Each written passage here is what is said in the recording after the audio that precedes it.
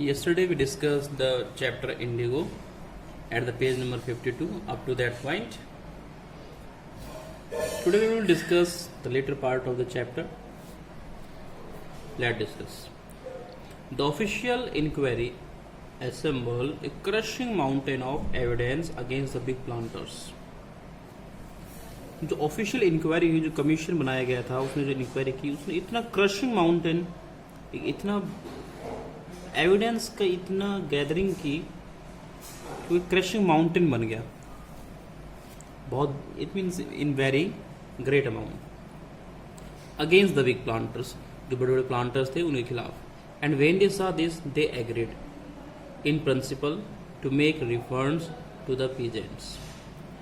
और जब उन्होंने ये देखा कि हमारे अगेंस्ट बहुत सारे उन्होंने एविडेंस प्रूफ्स इकट्ठे कर लिए, तो एज ए इन प्रिंसिपल जो बात थ्योरी की थी, सिद्धांत की थी, उन्होंने रिफंड देना एक्सेप्ट कर लिया, एग्रीड कर लिया. वो रेडी हो गए पीजेंट्स को रिफंड देने के लिए. But how much must be पे, कि हम कितना पे करें.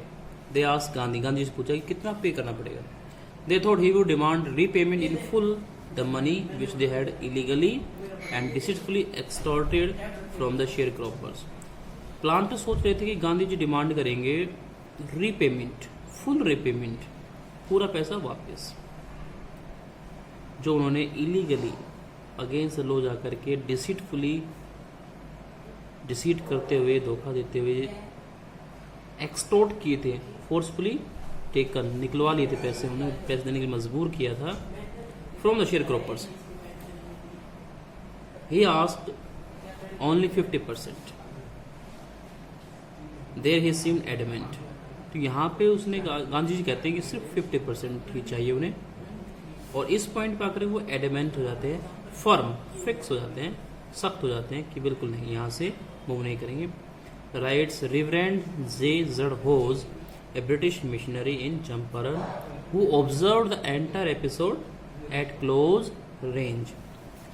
तो जो रिवरेंड जेजर होज थे, जो कि एक ब्रिटिश मिशनरी थे, धर्म प्रचारक हैं, और वो चंपारण में आए हुए थे, उन्होंने इस पूरे एपिसोड को क्लोज रेंज, बड़े नज़दीक से ऑब्जर्व किया था, इसको पूरी ढंग से उन्होंने देखा था. Thinking probably that he would not give way, और वो सोच रहे थे कि शायद इस पॉइंट पे आकर के वो गिव वे, पीछे नहीं हटेंगे. The representative of the planters offered to refund to the extent of 25%. और जो प्लांटर्स के जो रिप्रेजेंटेटिव्स थे, उन्होंने केवल रिफंड के लिए ऑफर किया 25%. सिर्फ 25% के एक्सटेंट तक, विस्तार तक वो पहुंचे. And to his amazement mister Gandhi took him at his word, thus breaking the deadlock. और अमेजमेंट की बात यह है, जेजर्ड होज के लिए अमेजमेंट की बात यह है कि वो गांधी ने उन्हें वचन दे दिया और 25% के लिए वो रेडी हो गए. इस प्रकार से जो डेडलॉक बना हुआ था, जो स्टेलमेट होता है, जो गतिरोध होता है, जहाँ से प्रोग्रेस पॉसिबल नहीं होती, deadlock is a point where there is no progress possible. तो जो डेडलॉक बना हुआ था, वो गतिरोध बना हुआ था, वो टूट गया. This settlement was adopted unanimously bye the commission. और ये जो सेटलमेंट थी, जो अरेंजमेंट हुआ, वो अडॉप्ट कर लिया गया, एक्सेप्ट कर लिया गया यूनानिमसली. ध्यान सुनिए, यूनानिमसली इट मीन्स सर्वसम्मति से, विद जर्नल एग्रीमेंट, यूनानिमस बोलते हैं उसको. By the commission, Gandhi explained that the amount of the refund was not important than the fact that the landlords had been obliged to surrender part of the money, with it part of their prestige. Gandhi ने बाद में explain किया कि जो refund का amount था वो important नहीं था, बल्कि इम्पोर्टेंट ये फैक्ट था कि लैंडलॉर्ड्स ऑब्लाइज करने को तैयार हो गए थे. They were forced to surrender part of the money का एक पार्ट सरेंडर, सौंपने को तैयार हो गए थे. And with it part of their Prestige, और क्योंकि वो सरेंडर करने को तैयार हुए पहली बार, तो उनकी जो प्रेस्टीज थी, जो उनकी रेपुटेशन थी, उसका एक पार्ट भी शेड हुआ, कम हुआ. Therefore as far as the peasants were concerned, the planters had behaved as lords. जहाँ तक पीजेंट्स की बात करें तो जो प्लांटर्स थे वो उनके साथ ऐसा बिहेव करते थे जैसे कि वो लॉर्ड्स हों।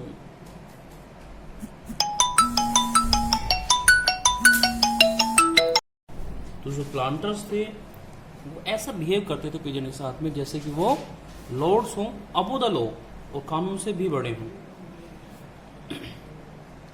Now the peasants saw that he had rights and defenders. He learned courage.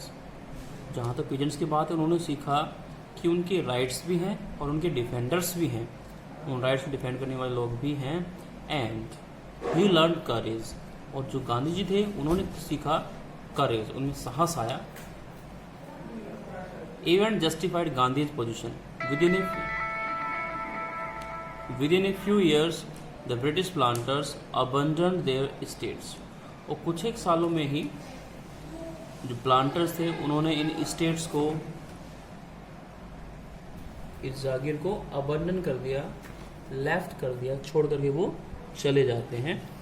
Which reverted to the peasants, और ये प्रॉपर्टी, ये जो लैंड था वो प्लांटर्स की बजाय पीजेंट्स को रिवर्ट किया गया, रिटर्न कर दिया गया, किसानों को दे दिया गया।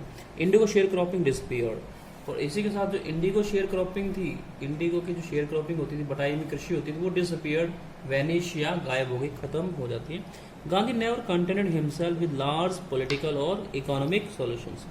गांधी जी कभी अपने आप कंटेंटेड, सेटिस्फाइड, संतुष्ट महसूस नहीं करते थे विद लार्ज पॉलिटिकल और इकोनॉमिक सॉल्यूशंस, कि बड़े बड़े इकोनॉमिक सॉल्यूशन हो गए या पॉलिटिकल सॉल्यूशन हो गए, उससे संतुष्ट नहीं थे। He saw the cultural and social backwardness in the Champaran village and wanted to do something about it immediately. Gandhi ji ने आप देखा कि इस चंपारण विलेज के अंदर सोशल और कल्चरल बैकवर्डनेस है, पिछड़ापन है, लोग काफ़ी पिछड़े हुए हैं, लाइफस्टाइल काफ़ी पुअर है, तो इसके लिए इमीडिएटली कुछ करना चाहते थे, तुरंत कुछ करना चाहते थे। ही अपील फॉर टीचर्स, उन्होंने गांधी ने अपील की, रिक्वेस्ट की टीचर्स के लिए। Mahadev Desai and Narhari Parikh, two young man who had just joined Gandhi as disciples and their wives volunteer for the work. Sorry, Mahadev Desai and Narhari Parikh, दो यंग डिसिपल्स थे गांधी के, फॉलोवर्स थे, शिष्य बने थे। उन्होंने और उनकी वाइव्स ने इस काम के लिए अपने आप को वॉलंटियर बना लिया। With their own will they were ready to work for the people. Several more came from Bombay, Poona and other distant parts of the land. और भी बहुत सारे टीचर्स बुलाए गए, बॉम्बे से आए, पूना से, या और distant part of the land, ये डिस्टेंट पार्ट है, दूर दराज के इलाके, वहाँ से भी। Devdas Gandhi's youngest son arrived from the ashram and so did Mrs Gandhi. Gandhi का जो यंगेस्ट सन था, छोटा लड़का था, गांधी के 4 लड़के थे, तो ये यंगेस्ट सन की बात हम कर रहे हैं। वो आश्रम से वापस आए और उन्हीं के साथ में गांधी, मिसेस गांधी यानी कस्तूरबाई भी वापस आती हैं। Primary schools were open in 6 villages, और 6 विलेज के अंदर प्राइमरी स्कूल्स खोले गए। Kasturbai taught the ashram rules on personal cleanliness and community sanitation. Kasturbai आश्रम के लोगों को आश्रम के रूल्स के बारे में, और जो पर्सनल क्लीनलीनेस है, पर्सनल अपने स्वयं की, सेल्फ की जो सफाई है, अपने आप को क्लीन, साफ सुथरा रखने की, और कम्युनिटी को भी सैनिटेशन की बात करती हैं, सैनिटाइज करने की बात करते हैं, साफ सुथरा रखने की बात करते हैं। Health condition were miserable, Gandhi got a doctor to volunteer his service for 6 month. वहाँ की हेल्थ कंडीशन भी बड़ी मिजरेबल थी, दयनीय थी, पुअर कंडीशन में थी। Gandhi got a doctor to volunteer his service for 6 month, और गांधी जी को एक डॉक्टर मिला जो वॉलंटियर बना, और 6 मंथ के लिए सर्विस पे 6 मंथ के लिए सर्विस पे करना चाहते थे। 3 medicine were available, 3 medicine available थी, castor oil, quinine and sulphur ointment. Castor oil था, कोनीन जो कि मलेरिया की टैबलेट है वो, और एक सल्फर ऑइंटमेंट, मरहम होती है, फुंसी या घाव पे लगाने के लिए। Anybody who showed a coated tongue was given a dose of castor oil. जिसे भी चेक किया अगर उसकी टंग कॉटेड है, टार लगा है टंग पे, कुछ पदार्थ जमा हुआ है टंग के ऊपर, तो उसे एक डोज दी गई, एक खुराक दी गई, एक अमाउंट दिया गया दवाई का, कैस्टर ऑयल का। Anybody with malaria fever received quinine plus castor oil. और जिसे भी मलेरिया फीवर था उसे क्विनीन दी गई, साथ में कैस्टर ऑयल भी दिया गया। Anybody with skin eruption received ointment plus castor oil.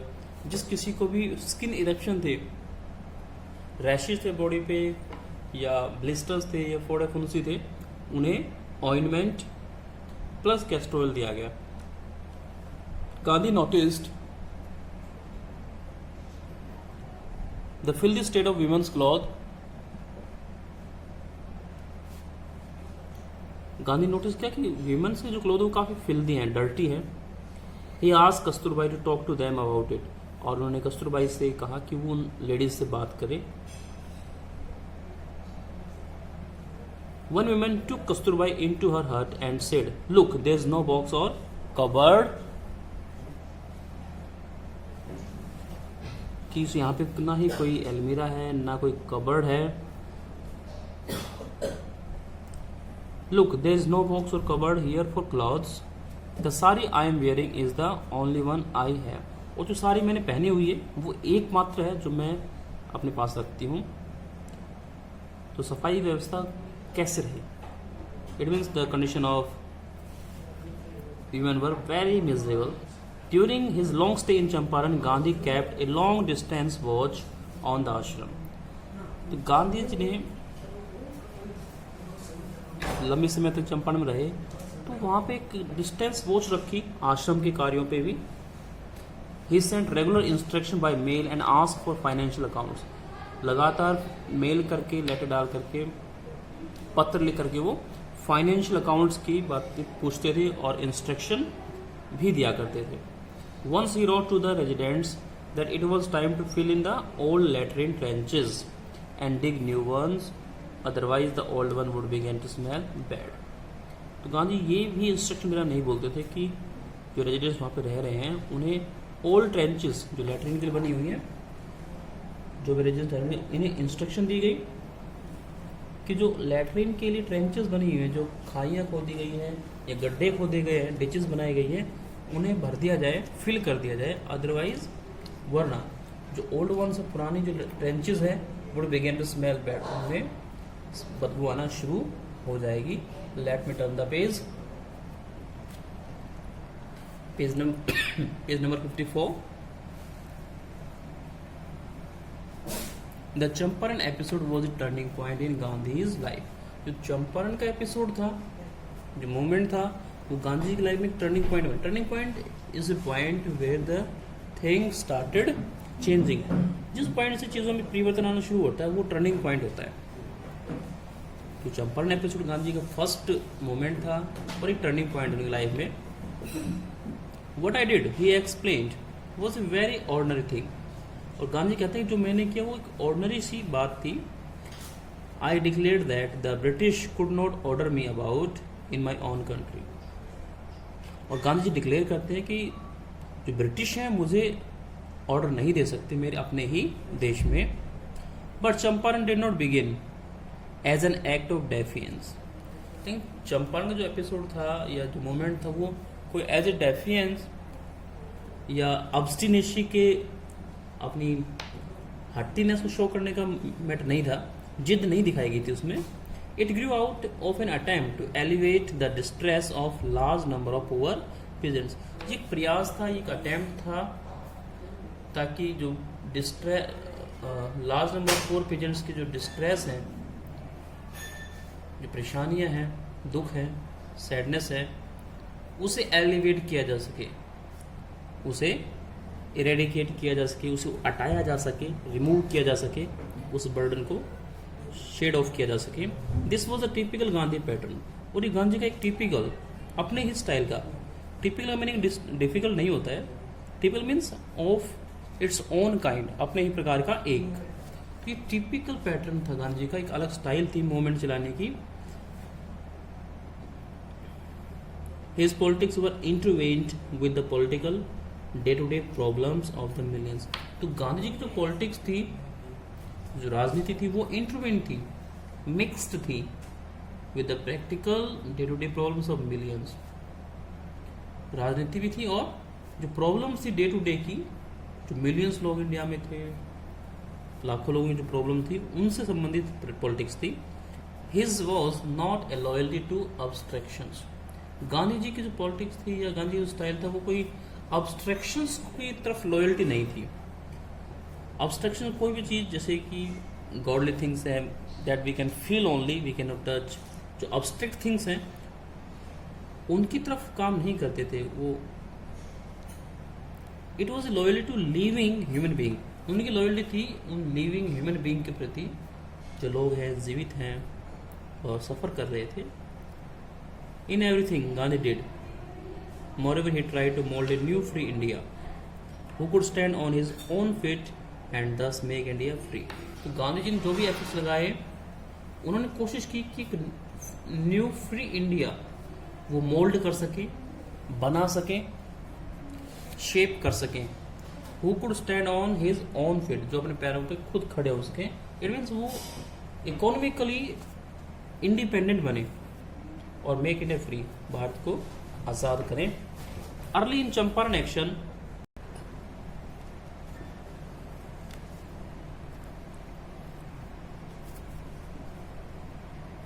early in the Champaran action, Charles Freer Andrews, the English pacifist who had become a devoted follower of the Mahatma, came to bid Gandhi farewell before going on a tour of duty to the Fiji Island. Early the Champaran action, Champaran action के earlier stage पे ही, प्रारंभ में ही, जो Charles C.F. Andrews से बोलते हैं हम लोग, C.F. एंड्रूज या हम चार्ल्स फ्रीयर एंड्रूज की बात करें, जो कि एक ब्रिटिश या हम कहें इंग्लिश पेसिफिस्ट थे, शांति दूत के रूप में काम करते थे। Who had become a devoted follower of the Mahatma, और वो गांधी जी के एक डेवोटेड फॉलोवर बन गए। गांधी के प्रति वो डेवोटेड थे और उनकी डिसिप्लिन बने, फॉलोवर बने। और जब वो एक कॉल ऑफ ड्यूटी पे जा रहे हैं, एक टूर ऑफ ड्यूटी है उनका, क्योंकि उन्हें फिजी आइलैंड जाना है, तो गांधी से फेयरवेल बिड करने आए थे, विदाई लेने आए थे। Gandhi's lawyer friends thought it would be a good idea for Andrews to stay in Champaran and help them. और गांधी जी के जो लॉयर फ्रेंड्स थे, उन्हें ऐसा लगता था कि अच्छा आइडिया होगा अगर एंड्रयूज चंपारण में ही स्टे करे तो, एंड हेल्प देम, और उनकी हेल्प करे। Andrews was willing if Gandhi agreed, और एंड्रयूज भी विलिंग था, रुकना चाहता था गांधी के साथ अगर गांधी एग्रीड होते तो, परंतु गांधी जी एग्रीड नहीं थे। But Gandhi was vehemently opposed, Gandhi was vehemently oppose, Gandhi ji का वीमेंट अपोज किया गया। He said, "You think that in this unequal fight it would be helpful if we have an Englishman on our side." और गांधी का एक logic ये था कि आप ही सोचते हैं कि इस अनइक्वल फाइट के अंदर, अंग्रेज और भारत की लड़ाई की जो फाइट है, हमारी संघर्ष है, उसमें एक इंग्लिशमैन को अपनी साइड मिला लेते हैं तो ये सही होगा। This shows the weakness of our heart. Gandhi का आइडिया था कि ये अगर ऐसा एक्शन हम करेंगे तो हम अपनी कमजोरी को शो करेंगे। This the cause is just and you must rely upon yourself to win the battle. और गांधी के अकॉर्डिंग जो कोज था, जो कारण था, जो काम था हमारा, वो जस्ट था, न्यायप्रिय था, और हमें अपने आप पे रिलाई, डिपेंड करना चाहिए, ट्रस्ट करना चाहिए, भरोसा करना चाहिए to win the battle, battle को विन करने के लिए। You should not seek a prop in mister Andrews because he happens to be an Englishman. और हमें एंड्रयूज की हेल्प सिक नहीं करनी चाहिए, प्रॉब्लम्स असिस्टेंस और हेल्प सिक नहीं करनी चाहिए, हमें प्रयास नहीं करना चाहिए उसकी हेल्प लेने का, सिर्फ इसलिए because he happens to be an Englishman, सिर्फ इसलिए कि वो एक इंग्लिशमैन है, ब्रिटिश है। He had read our mind correctly, Rajendra Prasad comments. और राजेंद्र प्रसाद ने कमेंट किया कि शायद गांधी जी ने हमारे माइंड को करेक्टली रीड कर लिया था and we had no reply, और हमारे पास कोई रिप्लाई, कोई आंसर नहीं था। Gandhi in this way taught us a lesson in self reliance. तो गांधी जी ने इस तरह से अपने डिसिपल्स को एक लेसन दिया इन सेल्फ रिलायंस, सेल्फ रिलायंस के बारे में, आत्म भरोसा, अपने आप पे ट्रस्ट करने के बारे में सिखाया।